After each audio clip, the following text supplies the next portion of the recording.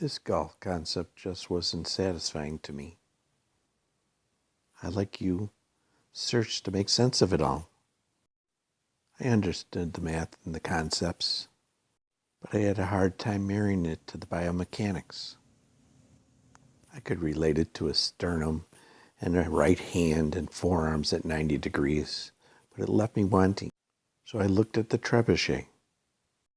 Golf as an upside-down trebuchet just didn't make any sense until I saw this video and understood Cmotion. Once I looked at this,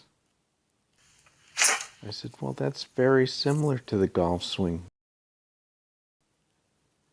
But it's not being tipped upside down.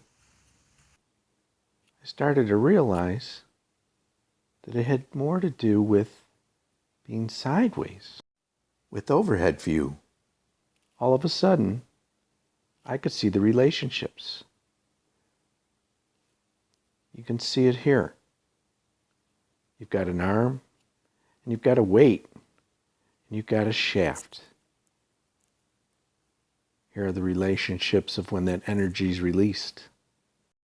Imagine the counterweight as your left glute. It goes behind you and then back. There then was a stall relationship, and all the energy is transferred, as seen here. Watch my left glute and how it moves back and then towards the camera. Also note my heel action. If you watch carefully, you can also see the stall relationship and the transfer of energy. The whip-like action. It's not unique. You can see it in all long hitters.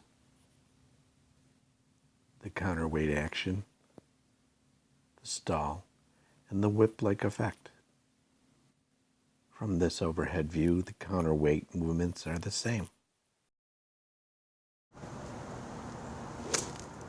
Here's some overhead views. You'll see the same relationships.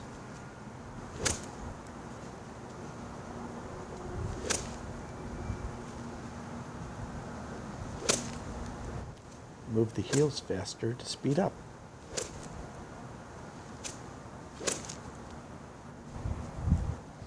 Is at roughly 20%.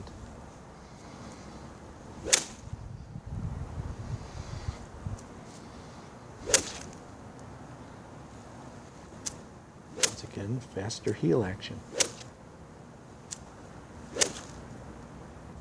So I showed you the flail, okay? That, and you hold and turn and let it go. I showed you the conical pendulum, which is simply this radius maintained. And if I hold this forearm out like this and simply turn, I have that same radius coming down and I turn back. The next part of it is the trebuchet. So the trebuchet is the most interesting one to me because you're moving the left knee forward. You can slide a little bit forward if you want. And this glute then comes behind me and back. So it goes this way, and this way. And that's the counterbalance. Great. So now, if I just do a gaze drill, look straight ahead, get my sternum to the right spot, I can hit the ground at the same time every time. With this motion, counterbalancing, I'll stall to here. My torso stalls, my arm stalls, and my left glute is in line with it. There's a stall and energy transfer. Cmotion, the push part of it, it's basically up here, passive, passive, passive.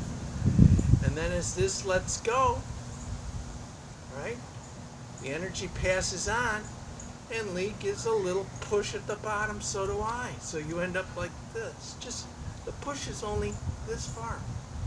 You get a ball and you just push it that far.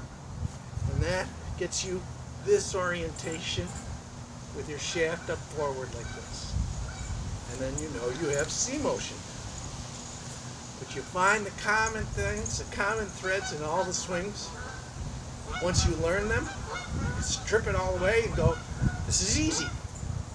So if I just do the trebuchet move, I can go like this and have a powerful swing.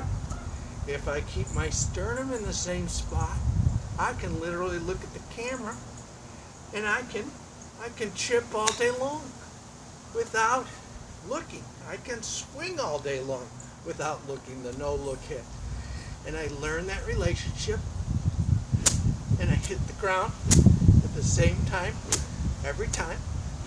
To transfer weight, it's just lifting your heels.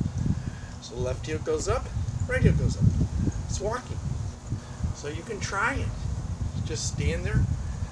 And did you see me move my weight? I lifted my heel up. Weight goes here. I quickly move my heel this way. All my weight's on my left side here. It's that easy. It's walking. So that's what we're doing. The faster you want to swing, you can coordinate your heels and lift up faster and faster.